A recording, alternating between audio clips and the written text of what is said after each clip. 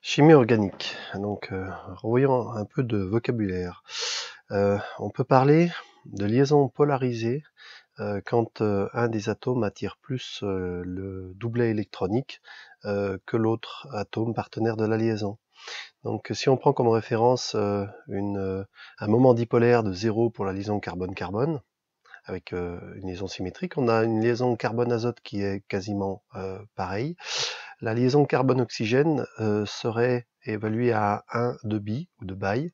La liaison carbone-halogène serait évaluée à 2, aurait un moment dipolaire de 2. La liaison carbone-azote et carbone-oxygène un peu plus de 2. Et la liaison carbone-azote en liaison triple serait à 3 de Bi. Voilà, pour donner une idée de la polarisation des liaisons. Donc dans le formalisme de chimie orga, on utilise des flèches courbes qui montrent la formation de liaisons quand on veut attribuer le doublet d'un donneur à un receveur. Voilà. On parlera de rupture quand le doublet part, le doublet qui assurait la liaison part et va se raccrocher sur un des deux atomes qui avant faisait la liaison. On parlera d'un nucléophile qui est donc la molécule, l'atome ou la partie de molécule qui est porteur d'un doublet non liant ou faiblement lié.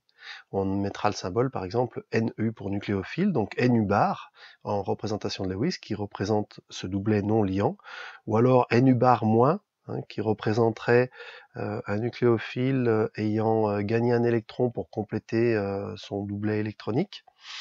C'est le cas par exemple d'un ion négatif. On aurait aussi le Nu bar H. Alors à ce moment-là, il n'a pas entièrement le doublet, mais comme il est lié à H, dans ce cas, le doublet est plus fortement lié au nucléophile. On pourra prendre comme exemple les halogénures, les amines, toutes les molécules du genre ROH, les alcools, RO-, RSH et RS-. En fait, c'est tous les cas où l'atome est lié à un moins électronégatif que lui. Cn-, Cli ou Cmg. Voilà. À l'inverse, on parlera d'un électrophile quand on a affaire à un corps chimique qui est déficient en électrons. C'est souvent le carbone. Ou alors une molécule il porte un doublet qui peut partir. Alors ça serait le cas, par exemple, d'un carbocation. Ça serait le cas d'un atome de carbone en double liaison avec un atome électronégatif qui pourrait perdre le doublet à la faveur de l'électronégatif. Ça serait le cas pour la molécule HBr, et l'hydrogène pourrait perdre le doublet électronique qui le lie au brome et former donc H+, avec une lacune, et Br- entouré de 4 doublets. Voilà. Donc en chimie orga, ça sera les carbocations. On peut citer comme exemple la molécule Bf3 ou AlCl3, le trichlorure d'aluminium.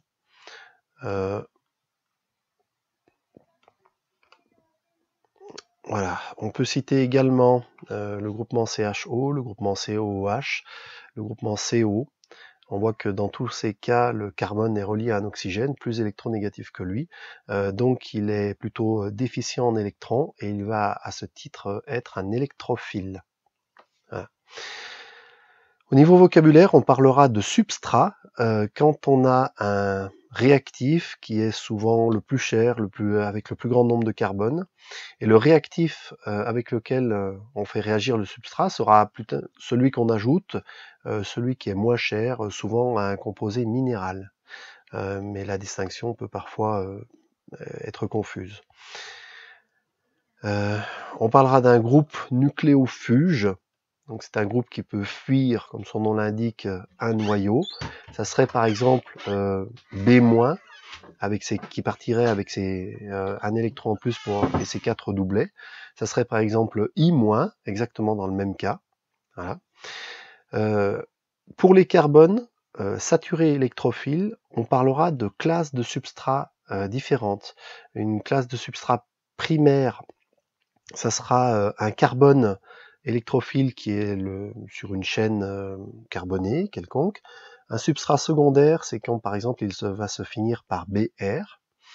Un substrat tertiaire, c'est qu'il a Br d'un côté par exemple, et puis il a un groupe méthyle de l'autre. On parlera aussi d'un substrat allylique quand il y a une double liaison, puis après des liaisons carbone qui finissent en Y, ou d'une classe de substrat benzylique avec un noyau benzénique lié au Y. Aliphatique, c'est un adjectif que l'on retrouvera qui est opposé à la notion d'aromatique, c'est-à-dire lié au benzène C6H6 avec un cycle insaturé.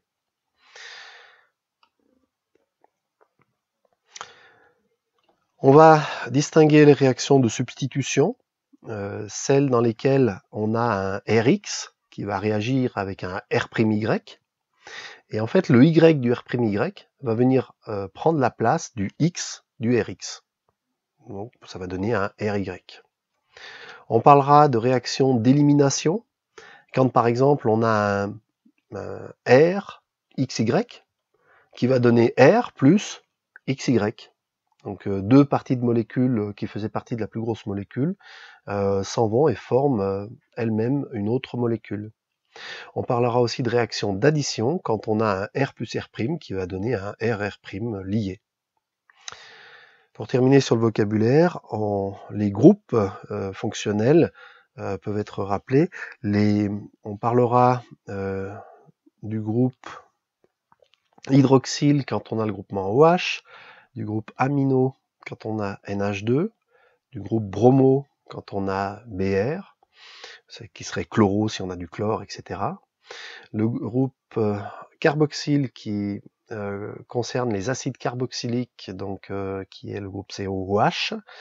Enfin le groupe CHO qui va définir les acétones.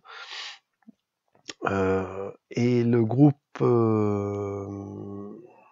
carbonyle, donc double liaison O. Voilà.